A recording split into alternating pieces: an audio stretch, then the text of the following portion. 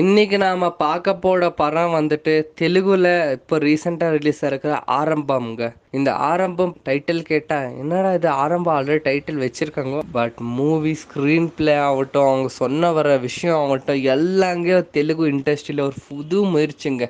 என்ன ஒரு ட்ரெயின் கேக்குறீங்களாங்க? இதுல சொல்ல வர விஷயம் வந்துட்டு தேஜாவுங்க.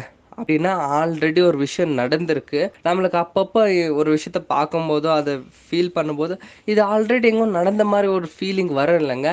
அதுதாங்க இதை வச்சுட்டு இவங்க டைம் ட்ராவல் பேஸ்டாக பாஸ்ட்டுக்கு போயிட்டு ஒரு மனுஷன் வந்துட்டு இது பண்ணுறான். பட் அவனுக்கு எல்லாம் ஞாபகம் இருக்கு. பட் இங்கே கரண்ட்ல ஞாபகம் இருக்காது. கொஞ்சம் புரியுற மாதிரி தானே இருக்கு. ஸ்டோரி வந்து இதான் ஓப்பன் பண்ண ஹீரோ வந்து ஜெயிலில் இருக்கிறாரு. ஹீரோ வந்து சடனாக வந்துட்டு ஜெயிலேருந்து எதுவும் பண்ணாமல் அப்படியே வந்து மறைஞ்சிடுறாரு. அது எப்படி மறைஞ்சாருன்ற சொல்றதுக்காக டிடெக்டிவ் வராங்க, இன்வெஸ்டிகேஷன் பண்றாங்க. அங்க ஹீரோவோட டைரி கிடைக்குது. அதுல எல்லா வித இன்ஃபர்மேஷனும் இருக்கு. ஹீரோ வந்து சின்ன வயசுல இருந்து எப்படி பிறந்தாரு, அவர் எப்படி இந்த ரிசர்ச்குள்ள வந்தாரு, அவங்க எப்படி ரீசர்ச் பண்ணாங்கோ, இதுல இருந்து என்னென்ன வந்துச்சு, இதுதாங்க இந்த மூவியோட ஒன் லைன் ஸ்டோரி. ஜெயிலேருந்து எப்படி தப்பிச்சாருன்ற ஒரு ஓப்பனிங் இன்ட்ரெஸ்டிங்கோட கொண்டு போயிருக்காங்க.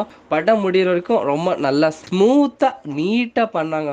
ஹீரோனி வந்துட்டு அவங்களும் வந்து இதில் வந்து சயின்ஸில் ரிசர்ச் பண்ணுறாங்க. எல்லாமே ஒவ்வொரு கேரக்டர் மிஸ் ஆகாமல் எல்லாமே கரெக்டாக பண்ணியிருக்காங்க. வில்லேஜில் நடக்கிறது, அங்கே நடக்கிற பாலிடிக்ஸ் ஆகட்டும், இங்கே ஜெயிலுக்குள்ள இவனுக்கு நல்லவனா ரொம்ப நல்லவன் பேர் எடுத்திருக்கான். அந்த கொலை பண்ணியிருக்கான் சொல்லிட்டு மேலே கொலை பண்ணி போட்டதாகட்டும், எல்லாம் அவங்க வேற லெவல் சூப்பருங்க.